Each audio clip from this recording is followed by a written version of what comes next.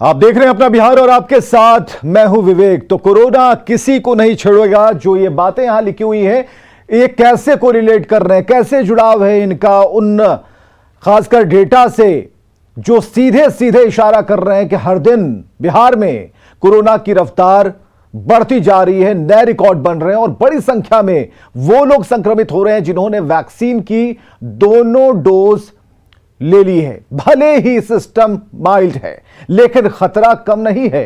पूर्व सीएम जीतन राम मांझी के और उनके परिवार के सदस्य और स्वास्थ्य कर्मी समेत 18 लोग कोरोना संक्रमित पाए गए हैं। आईजीएमएस के डॉक्टर समेत 10 स्वास्थ्य कर्मी आज कोरोना पॉजिटिव पाए गए। पटना हाईकोर्ट के जज और वकील को भी कोरोना हुआ है। सीएम के जनता दरबार में 11 लोग कोरोना संक्रमित पाए गए हैं और एक दिन में इतने मामले सामने आने के बाद सीएम ने सख्ती के संदेश दिए हैं और सभी खबरों पर चर्चा करेंगे। लेकिन पहले देखिए बिहार में कोरोना के बढ़ते मामलों पर इस रिपोर्ट को।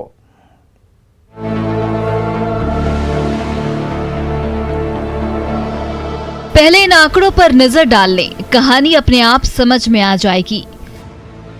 29 दिसंबर को बिहार में मात्र 77 कोरोना पॉजिटिव केस थे, जो 30 दिसंबर को बढ़कर 132 हो गए। 31 दिसंबर को यह आंकड़ा 150 के पार पहुंच गया, जबकि 1 जनवरी 2022 को बिहार में 281 कोरोना पॉजिटिव मरीज मिले। यही रफ्तार 2 तारीख को भी जारी रही और आंकड़ा 352 तक पहुंच गया। ये आंकड़े बताने के लिए काफी हैं कि बिहार में कोरोना कितनी तेजी से बढ़ रहा है। बड़ी बात है कि ये आम से लेकर खास तक सभी को अपना निशाना बना रहा है। नए साल में मुख्यमंत्री नीतीश कुमार के पहले जनता दरबार में 11 लोग कोरोना पॉजिटिव मिले हैं। सासाराम से आए 6 फरियादी और होटल मौर्या से खाना बनाने आए 5 स्टाफ भी कोरोना संक्रमित पाए गए हैं, जिन्हें क्वारंटीन कर दिया गया है। जो लोग यहां आते हैं उनकी पहले भी जांच की जाती है, लेकिन यहां आने के बाद मुख्यमंत्री नीतीश कुमार के पास जाने के ठीक पहले उनका एंटीजन टेस्ट किया जाता है, जिसमें 6 लोग पॉजिटिव पाए गए हैं। और ख़ास बात है कि इतनी जहां पर जांच होती है वहां पर लोग पॉजिटिव पाए जा रहे हैं। और जिस तरीके से बिहार में मरीजों की संख्या लगातार बढ़ रही है, कहीं ना कहीं बिहार के लिए एक बड़ा खतरा सामने है। कोरोना ने मुख्यमंत्री के जनता दरबार के साथ साथ पूर्व सीएम जीतन राम मांझी के परिवार को भी निशाना बनाया। खुद जीतन राम मांझी, उनकी पत्नी, बहू और बेटी सहित कुल 18 लोग कोरोना से संक्रमित पाए गए हैं। फिलहाल जीतन राम मांझी अपने गांव गया के महकार में ही क्वारंटीन हैं। आदरणीय बिहार के पूर्व मुख्यमंत्री श्री जीतन राम मांझी जी, उनकी पत्नी शांति देवी, उनकी बेटी पुष्पा मांझी, उनकी जो बहू हैं दीपा मांझी जी और उनके जो पीएस है गणेश पंडित सहित 18 लोग कोविड पॉजिटिव पाए गए हैं। ये तमाम लोग जीतन राम मांझी जी के गांव महकार में सेल्फ आइसोलेशन में हैं। इन्हें किसी तरह की कोई परेशानी नहीं है। तो कोरोना को हराना है तो रहिए सावधान, मास्क लगाइए, सोशल डिस्टेंसिंग अपनाइए और करिए कोविड गाइडलाइन का पालन। न्यूज़ 18 के लिए पटना से शैलेंद्र और रवि एस नारायण की रिपोर्ट। तो कोरोना को देखते हुए, इसके बढ़ते मामलों को देखते हुए मुख्यमंत्री नीतीश कुमार ने सख्ती के संदेश दे दिए हैं और इस संकेत को समझना बेहद जरूरी है। कोरोना के बढ़ते खतरों को देखते हुए किस तरह की पाबंदियां लागू की जाएं, इस पर मंगलवार को शाम 7 बजे हाई लेवल मीटिंग होनी है। तो कल ही जो भी करना हो कल निर्णय होगा और उसके बारे में होगा।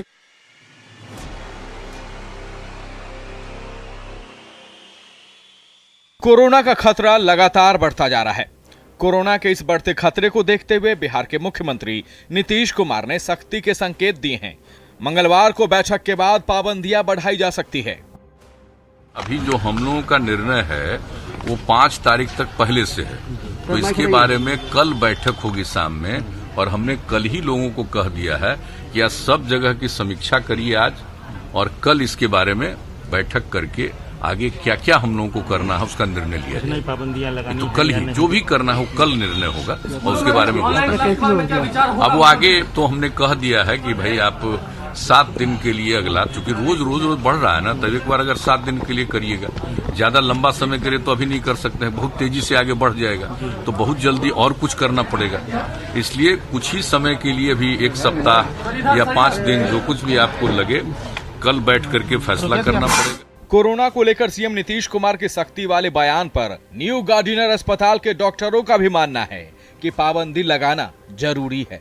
हालांकि डॉक्टर ये भी मानते हैं कि इस बार पहली और दूसरी लहर की तरह स्थिति खतरनाक नहीं होगी। मेरे हिसाब से अभी लॉकडाउन का बहुत आवश्यकता नहीं है। अगर प्रॉपरली आज भी हम सभी लोग प्रॉपर वे में डिस्टेंसिंग मेंटेन करें, मास्किंग यूज करें, तो मुझे नहीं लगता है कि बहुत ज़्यादा डरने की जरूरत है। क्या कहेंगे, अभी जिस तरह से आप लोग ड्यूटी कर रहे हैं, फिर से पहली और दूसरी लहर को आपने देखा है, एक डर हो गया होगा? डर तो नहीं है, इसके लिए तैयारी ज़रूरी है और हम लोग अंदर से तैयार भी हैं। जो सोशल डिस्टेंसिंग वगैरह की बातें होती हैं वो हम लोग फॉलो कर रहे हैं, लोगों से फॉलो भी करवा रहे हैं, अटेंडेंट से भी फॉलो करवा रहे हैं। पटना के युवा भी मानते हैं कि सरकार जो भी पाबंदी लगाती है उसका पालन जरूरी है। कोविड को होके यही पूरा सतर्क बरतनी चाहिए, सेफ रहिए, अच्छा स्वस्थ रहे। कि वो गवर्नमेंट जो गाइडलाइंस कर रही है जारी, उसको हम लोग को फॉलो करना चाहिए और स्ट्रिक्ट रूल लागू करना चाहिए। कोरोना की रफ्तार जितनी तेज है, सरकार भी उतनी ही तेजी से फैसले ले रही है। जरूरी ये भी है कि आम लोग भी अपनी जिम्मेवारी समझें और कोरोना गाइडलाइन का सख्ती से पालन करें। न्यूज़ 18 के लिए पटना से शैलेंद्र, रजनीश और अमित कुमार की रिपोर्ट। तो बिहार में तेजी से बढ़ते कोरोना के बीच पटना में बीजेपी की बैठक से हैरान करने वाली तस्वीरें सामने आई हैं। पटना के रविंद्र भवन की ये तस्वीरें आप देख पा रहे हैं, जहां बीजेपी के सभी मोर्चा की कार्य समिति की संयुक्त बैठक बुलाई गई। इस बैठक में स्वास्थ्य मंत्री मंगल पांडे के साथ प्रदेश बीजेपी के कई बड़े नेता शामिल हुए। हैरानी की बात यह रही कि इस बैठक में कोरोना गाइडलाइंस की धज्जियां उड़ा दी गई। कई बड़े नेताओं से लेकर पदाधिकारियों तक के चेहरे से मास्क गायब था और इतना ही नहीं, भीड़ में बैठने को लेकर सोशल डिस्टेंसिंग के नियम का पालन होता नहीं दिखा। मंच पर मौजूद केंद्रीय गृह राज्य मंत्री नित्यानंद राय और बीजेपी के प्रदेश अध्यक्ष संजय जायसवाल भी बिना मास्क के ही दिखाई दिए और इस बैठक में पदाधिकारियों को संगठन की मजबूती के लिए काम करने और कार्यकर्ताओं का विस्तार करने का संकल्प दिलाया गया। लेकिन सवाल है कि आखिर कोरोना नियमों को लेकर संकल्प का पालन क्यों नहीं हुआ, वो भी तब जब पटना में सबसे ज्यादा तेजी से कोरोना के मामले बढ़ रहे हैं।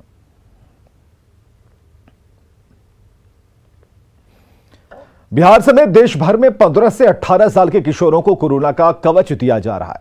पटना में खुद सीएम नीतीश कुमार ने किशोरों के लिए टीकाकरण की शुरुआत की।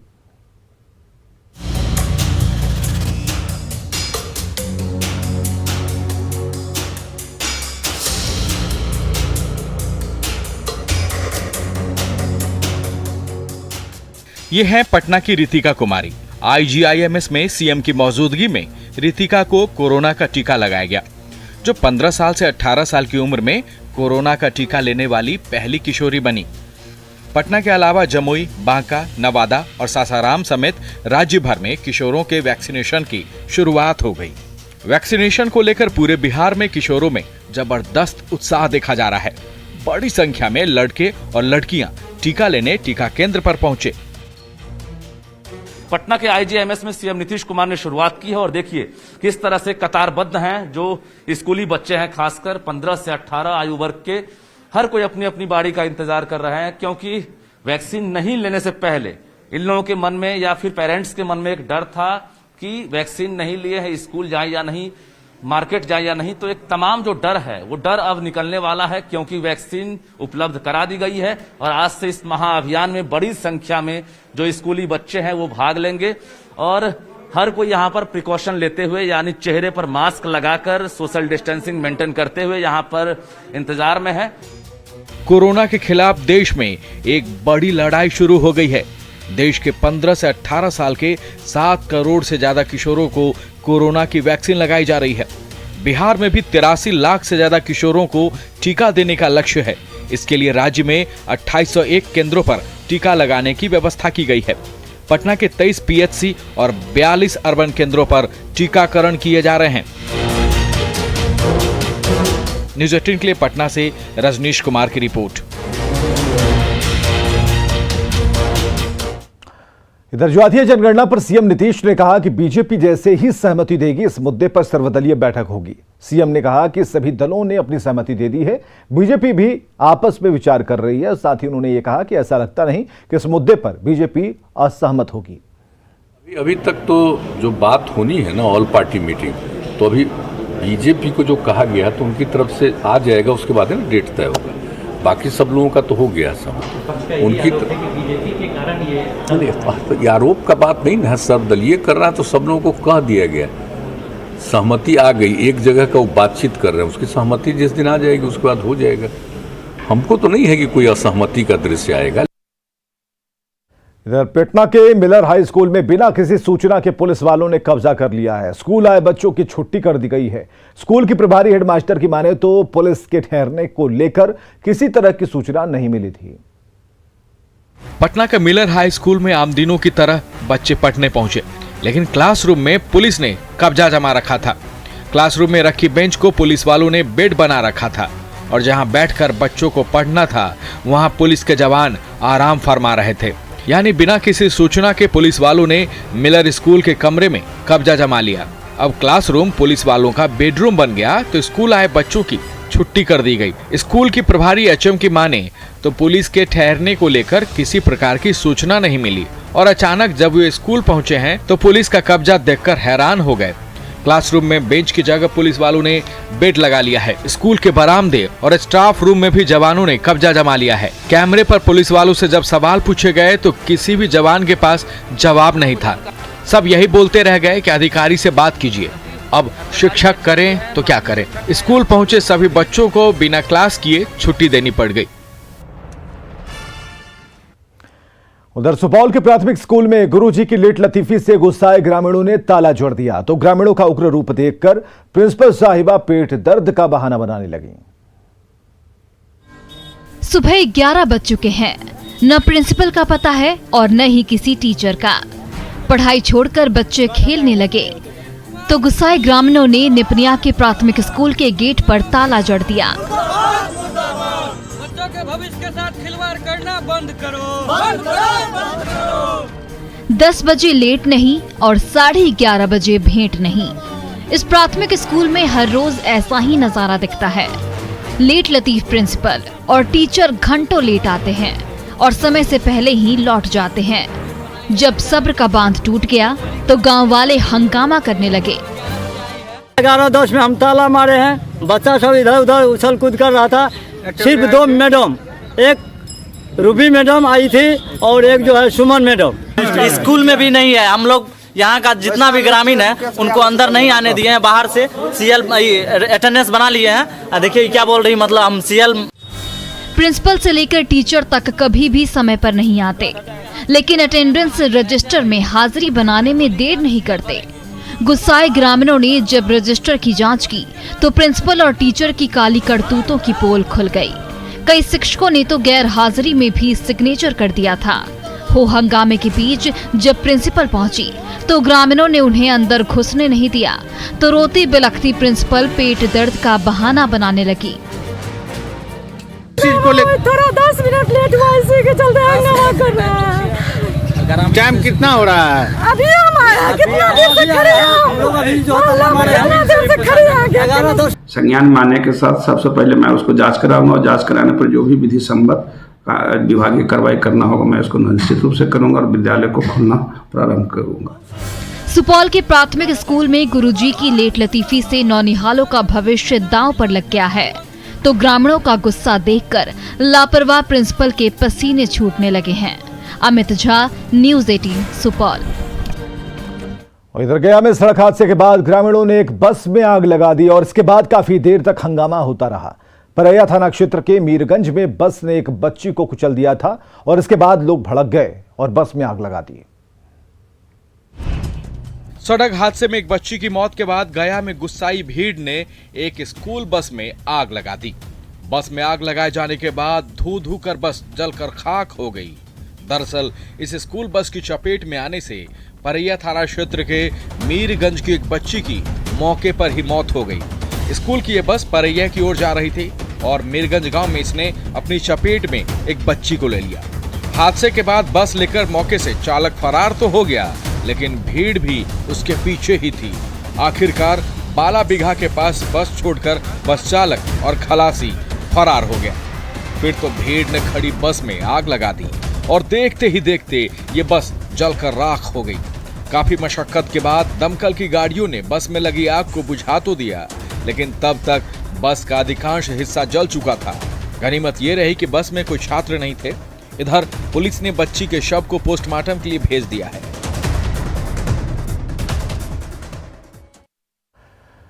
और राजधानी पटना से इस वक्त की बड़ी खबर आ रही है। पिछले 24 घंटे के आंकड़े हम आपको बताने जा रहे हैं कि राजधानी पटना में 218 कोरोना मरीज मिले हैं और लगातार तेजी से बढ़ोतरी हो रही है। 2 जनवरी को पटना में 142 कोरोना मरीज मिले थे, तो ऐसे में यह आंकड़ा काफी तेज है, रफ्तार में है। पटना से इस वक्त की बड़ी खबर। और छोटे से अंतराल के बाद देखिए जोहार झारखंड।